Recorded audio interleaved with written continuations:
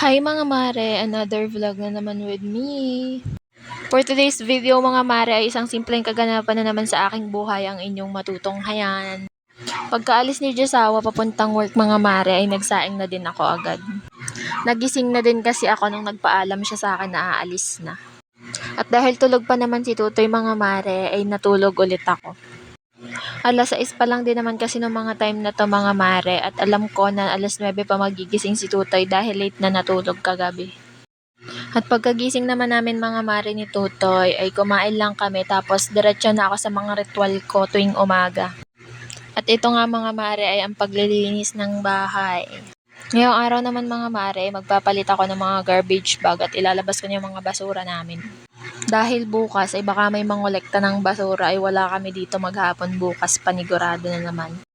Bukas kasi mga mare ay araw ng linggo at araw din ng aming pagsamba. Kaya panigurado bukas ay nandun kami sa kapilya at pagkatapos ng pagsamba ay nandun naman kami kila mama.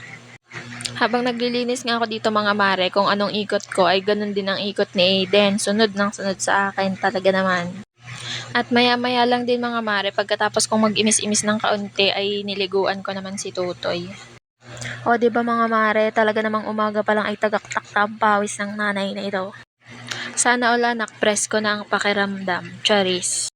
Anyways mga mare, hayaan na natin tayo ang magmukhang dugyot. Basta yung anak natin ay wag lang magmukhang walang nanay. Anyways mga mare, matutuwa kayo sa Diyosawa ko dahil kung malinis ako sa bata, mas malinis pa yun sa akin. Wala lang mga mare, share ko lang para lang may voice over ako. Charis. Pagkatapos ko namang bihisan si Tutoy dyan mga mare, ay lumabas muna kami para bumili ng sabon dahil maglalaba naman ang mare nyo. At pagkabili ko mga mare ng sabon ay nagsimula na din akong maglaba dyan. Hindi na din ako nakapag-video dahil pinahiram ko muna kay Tutoy yung cellphone. At bago nga ako maglaba mga mare, ay binigyan ko muna si Aiden ng kanyang memeryendahin habang nanonood. At ito ang ginawa niya mga mare dun sa kanyang merienda. Yung mga laroang baboy niya ang pinakain ay tama. Oh, no. Magkano kaya ang tutubuin namin dito mga mare pagka rin mga baboy na aray nagsilakihan na? Anyways mga mare, ang vlog natin for today ay hanggang dito na lang. Please don't forget to like and subscribe.